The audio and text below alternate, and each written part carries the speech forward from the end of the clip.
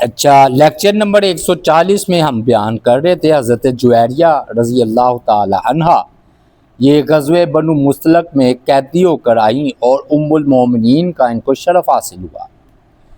اب ہم ان کی تفصیل جو ہے نا بیان کرتے ہیں۔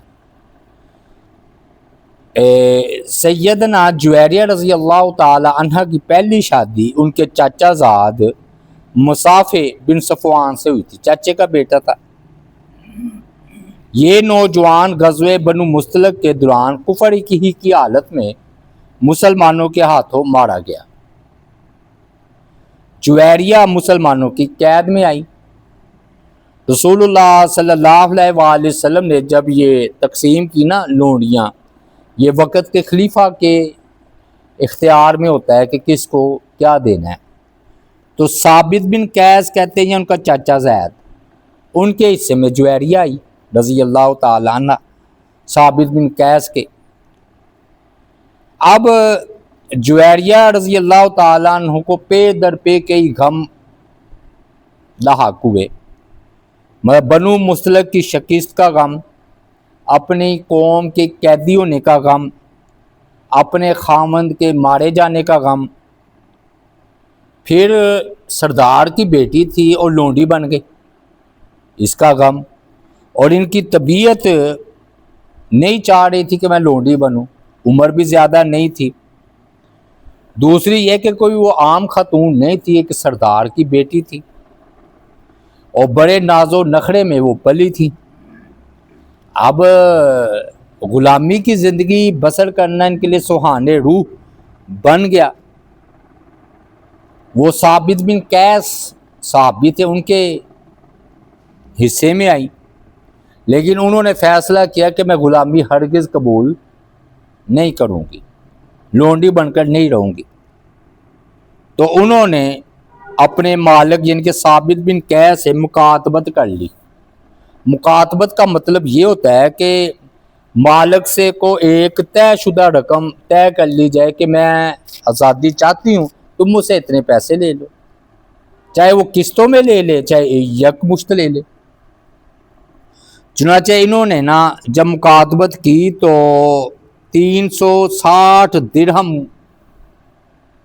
میں ان کی مکاتبت ہوئی کہ 360 درہم مجھے دے دو، تم آزاد ہو۔ اب جویریہ رضی اللہ تعالیٰ عنہ بڑی خوبصورت بھی تھی اور حسین و جمیل تھی، لیکن ذہین بھی بہت تھی، سردار کی بیٹی تھی۔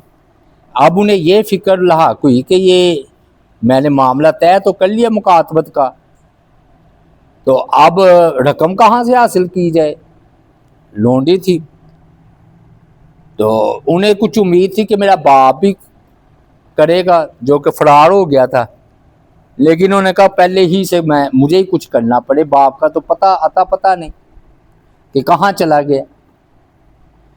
ان کے دل میں خیال آیا ہونا اور نبی علیہ السلام سے ہی نہ درخواست کی جائے۔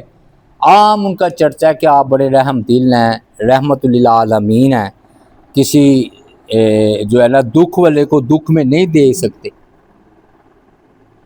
جویریہ کے لیے کسی کے آگے ہاتھ پھیلانا آسان نہیں تھا، سردار کی بیٹی تھی، لیکن وہ نبی علیہ السلام کے اخلاق سے باخبر ہو چکی تھی، تو آپ کے اخلاق نے ان کی ہمت بندوائی کہ چلو آپ کے سامنے بات کر کے دیکھ لیتے ہیں۔ تو ایک روز نا ہمت انہوں نے کی اور بڑی پر امید ہو کر رسول اللہ صلی اللہ علیہ وسلم کی خدمت میں جا پہنچی۔ اب اللہ کا کرنا ایسا ہوا کہ حضرت عائشہ صدیقہ بھی ادھر موجود تھی، تو حضرت عائشہ صدیقہ اب یہ واقعہ سارا سنا رہی ہیں۔ آگے فرماتی ہیں کہ نبی علیہ السلام نے بنو مستلق کے قیدی لوگوں میں تقسیم فرما دیے۔ جویریہ جو ہے وہ ثابت بن قیس یا ان کے چاچا زاد بھائی کے حصے میں آئی۔ نہایت خوش مزاج، دلکش، حسن و جمال کی مالک تھی، تو وہ اپنے تعاون کے لیے نا مالی نبی علیہ السلام کے پاس تشریف لائی۔ سیدہ عائشہ فرماتی ہیں کہ جب وہ نبی علیہ السلام کے حجرے کے دروازے پر یا میرے حجرے کے دروازے پر کھڑی ہوئی تو میں نے دیکھا تو مجھے ان کا آنا ناگوار گزرا۔ عورت کو پہچانتی ہے، ظاہر ہے وہ بشری تقاضے تو نہیں ختم ہو سکتے۔ تو پتہ کیا خیال، وہ جان گئی کہ رسول اللہ صلی اللہ علیہ وسلم بھی وہی کچھ دیکھیں گے جو میں نے دیکھا ہے، مطلب آپ کا حسن، حضرت عائشہ صدیقہ کو ان کا حسن و جمال غیر معمولی محسوس ہوا، تو انہیں پتہ تھا کہ نبی علیہ السلام کی بھی نظر مبارک ادھر ہی پڑے گی، تو وہ آپ کی خدمت میں اندر آ گئی اور بولی، اللہ کے رسول میں حارث بن کی بیٹی ہوں، حارث بن ابی زرار، میرا نام جویریہ ہے، حارث اپنی قوم کا سردار ہے، میرا معاملہ آپ سے کوئی چھپا ہوا نہیں، میں جس آزمائش میں مبتلا ہوں آپ اس سے واقف ہے، میں ثابت بن قیس کے حصے میں آئی ہوں، میں نے ان سے مکاتبت کر لی ہے اور مالی سلسلے میں آپ کے پاس آئی ہوں کہ آپ میرے ساتھ تعاون کریں۔ رسول اللہ صلی اللہ علیہ وسلم بڑی توجہ سے جویریہ کی پوری بات سنی، پھر ارشاد فرمایا، کیا فہل لک من خیر من ذالک، کیا تم اس سے بھی بہتر چیز چاہتی ہو؟ وہ بولی، اللہ کے رسول وہ کیا ہیں؟ آپ نے فرمایا میں تمہاری مکاتبت کی رقم ادا کر دیتا ہوں اور تم اسے شادی کر لینا۔ یہ نبی علیہ السلام نے خود ان کو پیشکش کی۔ اچھا، ان سے زندگی تو گزارنی ہوتی ہے، تو جویریہ رضی اللہ تعالیٰ عنہ نے جب یہ پیشکش سنی فوراً تیار ہو گئی۔ ان سے بڑھ کر وہ کیا خوش نصیبی ہوگی کہ دیکھیں نا 1400 سال بعد ہم ذکر کر رہے ہیں، گویا کہ یہ ایک دم ہمارے سامنے ہو رہا ہے، نکاحوں کے سامنے۔ کسی اور کی ہوتی لونڈی تو ہم نے تو ذکر بھی نہیں کرنا۔ تو یہ بڑی ان کی خوش نصیبی کی بات تھی کہ وہ امہات المومنین کہ ہم امت کی ماں ہونے کا شرف حاصل ہو۔ تو انہوں نے کہا ٹھیک ہے میں راضی ہوں۔ نبی علیہ السلام نے فرمایا پھر ٹھیک ہے میں ایسا کر دیتا ہوں۔ نبی علیہ السلام نے جویریہ کی رقم 360 درہم بنتے تھے وہ ادا کیے، اور یہی ان کا حق مہر مقرر ہوا، یعنی کہ حق مہر بھی آپ میں یہی ہے۔ تو عمر کتنی تھی جی جویریہ کی؟ صرف 20 سال، تو چھوٹی سی لڑکی ہی ہوئی نا جویریہ رضی اللہ۔ لیکن میں نے بتایا نا سردار کی بیٹی تھی تو ناز و نخرے میں پلی تھی، تو ویسے بھی بڑی خوبصورت تھی۔ تو ان کا نام برہ تھا، اس کا مطلب ہے نیکوکار، تو یہ نبی علیہ السلام نے ان کا نام جویریہ رکھا تھا۔ تو برہ کا مطلب تھا نیکوکار، تو آپ اس لیے نہیں پسند کرتے تھے کہ میں کہوں برہ کہاں ہے تو وہ کہیں ہے ہی نہیں، میں نیکوکار ہے نہیں، تو بڑا اعلیٰ آپ نے یہ نام بدل دیا تھا۔ اچھا، آپ کا ایک اور بھی مقصد تھا، یہ نا ہوتا ہے یہ ہے کہ اس وقت کا رواج تھا کہ اگر کسی سے شادی کی جائے نا اس کا پورا قبیلہ وہ کہتا تھا کہ آپ تو ہمارے یہ داماد بن گئے ہیں، تو وہ اپنی دشمنی چھوڑ جاتا تھا۔ تو جویریہ نے خواب بھی ایک دیکھا تھا لیکن انہوں نے کسی سے بیان نہیں کیا تھا۔ کہتے ہیں نبی علیہ السلام کی غزوہ مستلق کی آمد سے 3 راتیں پہلے میں نے خواب دیکھا کہ گویا چاند مدینہ سے چلا آ رہا ہے اور آ کر میری گود میں گر گیا ہے۔ میں نے لوگوں میں سے کسی کو یہ خواب بتانا پسند نہیں کیا۔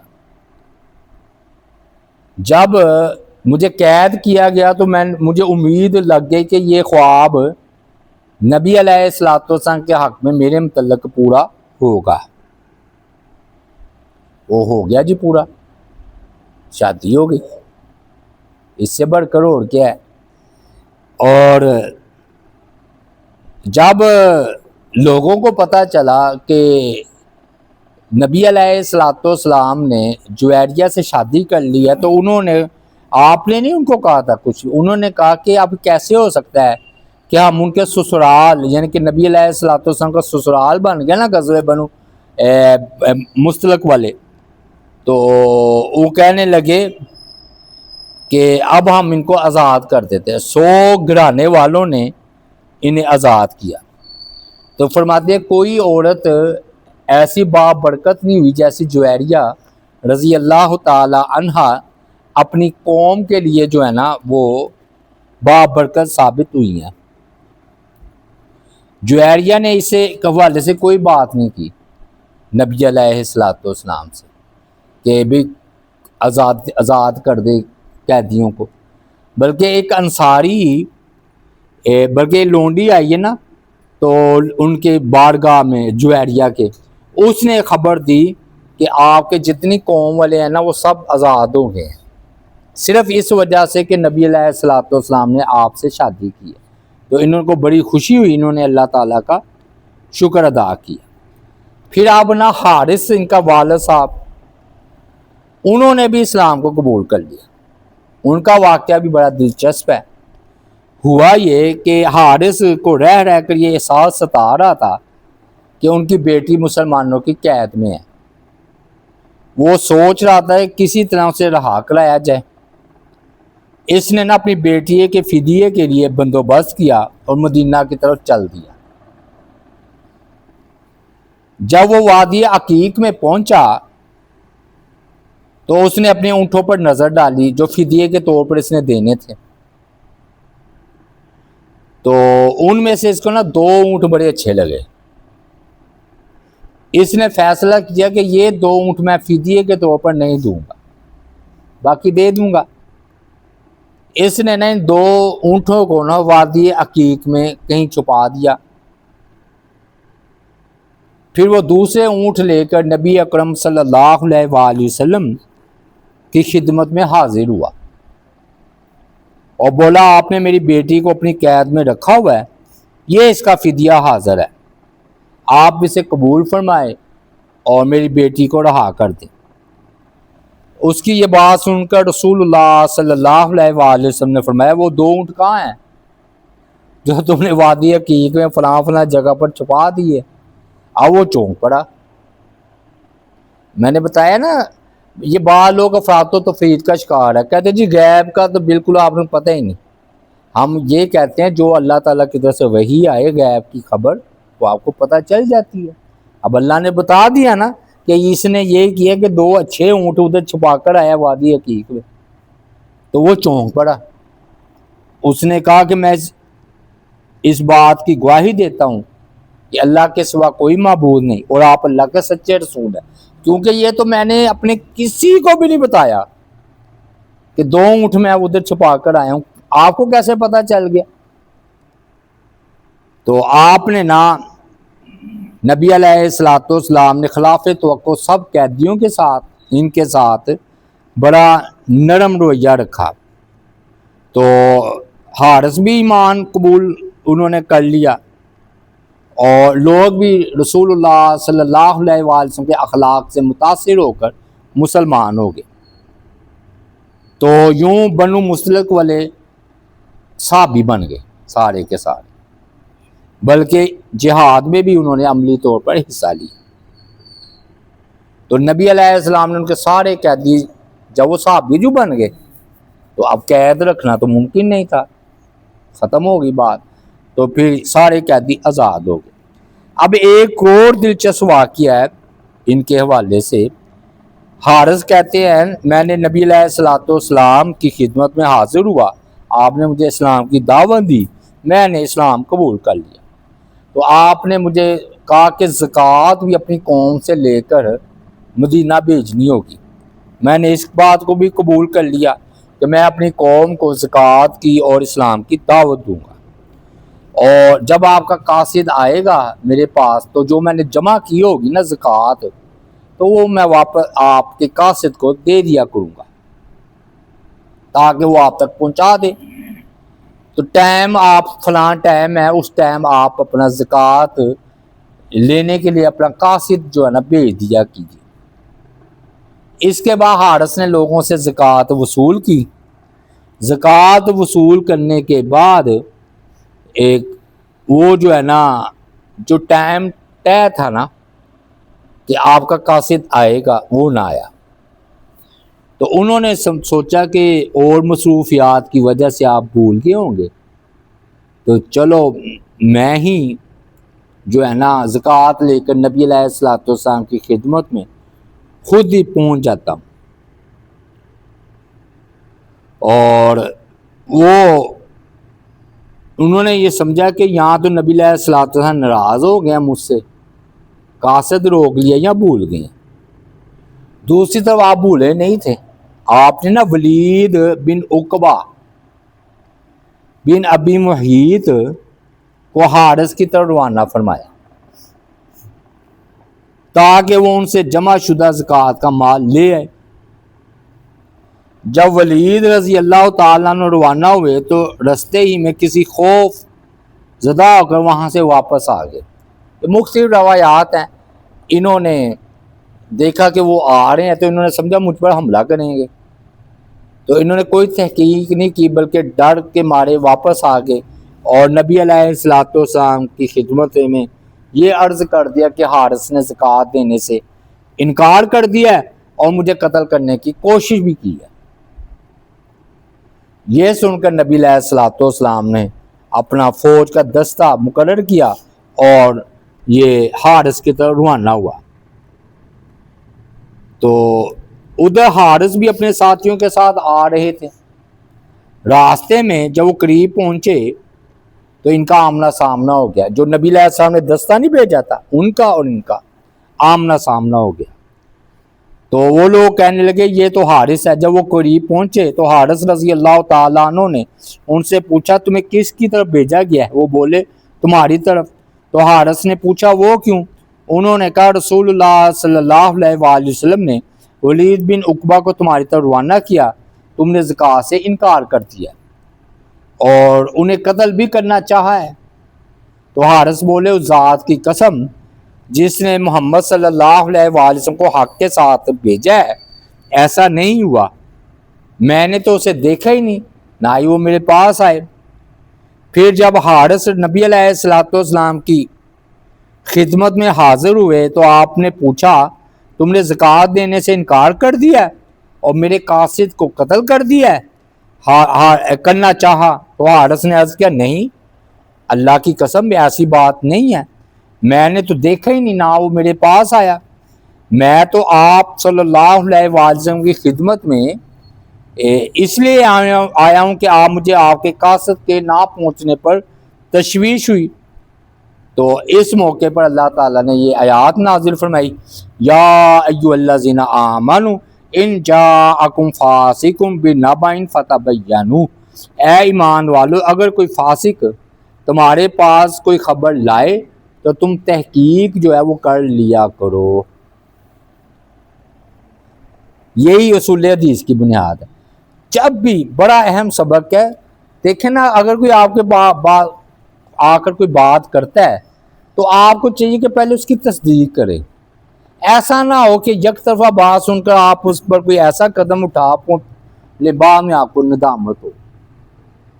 تو یہ اللہ تعالیٰ نے آیات جو ہے وہ نازل فرمائی۔ اسی طرح ایک اور دلچسپ اور آخری واقعہ اس طرح پیش آیا کہ یہی غزوہ بنو مصطلق میں وہ فرماتے ہیں جابر کہ میں نا عبداللہ بن رواحہ کا ساتھی تھا، جب ہم واپس روانہ ہوئے رات کے درمیانی حصے میں وادی عقیق تک پہنچے، لوگ آرام کے لیے وہی رک گئے۔ ہم نے پوچھا رسول اللہ صلی اللہ علیہ وسلم کہاں تشریف فرمائے؟ لوگوں نے بتایا کہ آپ لشکر کے اگلے حصے میں آرام فرمائیں۔ تو عبداللہ بن رواحہ نے مجھ سے کہا جابر کیا تم ہمارے ساتھ آگے چلو گے اور اپنے گھر والوں کے پاس جاؤ گے؟ میں نے جواب دیا ابو محمد میں لوگوں کی مخالفت نہیں کرنا چاہتا، میرا خیال ہے کہ کوئی ایک آدمی بھی آگے نہیں گیا۔ تو عبداللہ نے کہا کہ نبی علیہ السلام نے منع بھی تو نہ کیا کہ لشکر سے آگے جا کر اپنے گھر میں بندہ جا سکتا ہے۔ جابر کہتے ہیں میں نے کہا میں تو نہیں جاؤں گا۔ اس پر انہوں نے کہا جو نبی علیہ السلام نے منع تو کیا نہیں، تو الوداع یہ کہہ کرنا ہی اپنے گھر کی طرف چل پڑے۔ رات کا ٹائم تھا۔ جب گھر پہنچے تو کیا دیکھتے ہیں کہ گھر کے درمیان میں نا چراغ جل رہا ہے اور چراغ کے ساتھ ہی کوئی لمبے قد والا انسان لیٹا ہوا ہے۔ انہیں بے حد افسوس ہوا اور اس وقت گھر آنے پر بھی ندامت ہوئی، میں یعنی کہ سرپرائز کیوں دوں. یاد رکھیے ہمارے یہاں نا یہ سرپرائز دیتے آ کر اچانک، یہ آپ نے منع فرمایا ہے. آپ نے فرمایا جب تم گھر جاؤ تو اطلاع دے کر جاؤ. حدیث میں تاکہ عورتیں کنگھی کنگھی کر لیں، اپنی زینت کا اہتمام کر لیں. یہ کیا ہوا کہ میں سرپرائز، وہ سرپرائز کیا ہوا اگر وہ عورت اپنے حالت میں بیٹھی ہے. اب ادھر دیکھیں سرپرائز کا کیا ہوا، کہنے لگے وہ ایک لمبا قد والا بندہ لیٹا ہوا ہے میری بیوی کے پاس. میں نے کہا یہ کیا؟ میں نے ایسے تلوار نیام سے نکالی، نہ میری بیوی بچے گی نہ یہ بندہ بچے گا ہے جی. تو وہ اپنی تلوار نیام سے نکال کے گھر میں گھس گئے، دونوں ہی کو مار دینا اچانک انہیں کوئی سوچ آئی، وہ چونکے. انہوں نے کہا پہلے میں ذرا دونوں کو بیدار تو کروں. انہوں نے اپنے پاؤں سے اپنی بیوی کو ہلایا، وہ کچھ دیر پہلے ہی سوئی ہوئی تھی. اس نے بیدار ہوتے ہی چیخ ماری، یہ کون آ گیا رات کو؟ وہ ادھر اس پتی بتی نہیں ہوتی تھی، وہ ہے لولا سا بھائی ایسے ہی ہے نظر آ رہا ہے. ایسے ہی عبداللہ بن رواحہ ہو گئی، یہ نظر آ رہے تھے، اتنی روشنی کا اہتمام تو نہیں تھا. تو عبداللہ رضی اللہ تعالیٰ عنہ نے کہا میں عبداللہ ہوں، یہ تمہارے ساتھ کون ہے؟ وہ بولی یہ میری خادمہ ہے، یہ میری خادمہ ہے، اس کا نام رجیلہ ہے. ہمیں پتہ چلا کہ آپ آ رہے ہیں، میں ان کو بلایا کہ میری کنگھی کنگھی کر دے، مجھے تیار شیار کروا دے. رات ہو گئی تو یہ میرے ساتھ ہی لیٹ گئی، اس کی بھی آنکھ لگ گئی میری بھی آنکھ لگ گئی.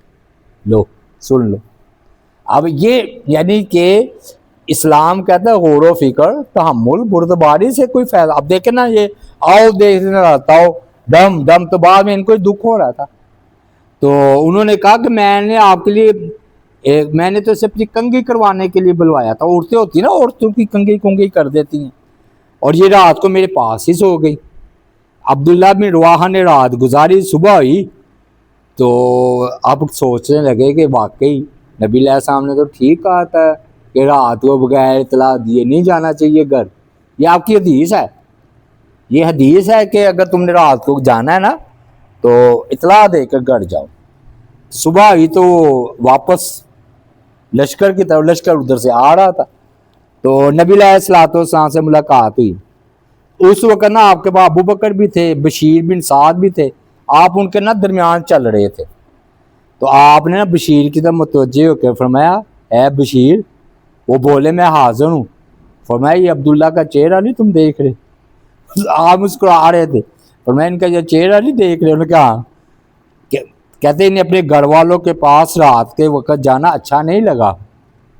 جب عبداللہ رسول اللہ کے قریب پہنچے تو آپ نے فرمایا کیا بیتی ذرا سناؤ تو صحیح ہمیں بھی، یا شاید اللہ نے وحی کے ذریعے بتا دیا ہو سارا. ہاں جی. تو انہوں نے آپ کو سب کچھ بتا دیا کہ وہ کس طرح وہ نکلے، یعنی کہ اپنی طرح سے جذبے میں آپ سے بھی پہلے گھر چلیں گے. یہ سن کر نبی علیہ الصلوۃ والسلام نے فرمایا تم اپنی بیویوں کے پاس رات کے وقت اچانک نہ جایا کرو. میں نے آپ کو بتایا ایک مرتبہ میرے خاندان میں وہ کراچی سے کوئی آیا بندہ، کراچی سے چلا ہے بغیر اطلاع دی، ڈم ڈم ڈم ڈم دروازہ کٹکھٹا رہا ہے. وہ سارے ڈر گئے کہ رات کے 12 بجے 1 بجے یہ کون دروازہ کٹکھٹا رہا ہے. وہ جب کہا کون؟ میں کون؟ شہزاد دروازہ میں سرپرائز دینے آیا ہوں. وہ سارے بھائی ڈر ڈر کے خوف سے کہ چور آ گیا، ڈاکو آ گیا، پتہ نہیں کون آ گیا. دیکھو نا نبی علیہ السلام کی باتیں پوری حکمت ہے.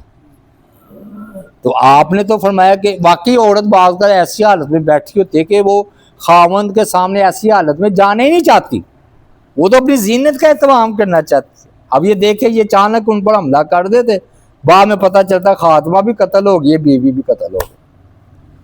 تو یہ سب سے پہلا موقع تھا، پھر آپ نے ایسا کرنے سے منع فرما دیا. تو اللہ تعالیٰ سے دعا ہے اللہ تعالیٰ عمل کی توفیق عطا فرمائے. وما علینا الا البلاغ المبین.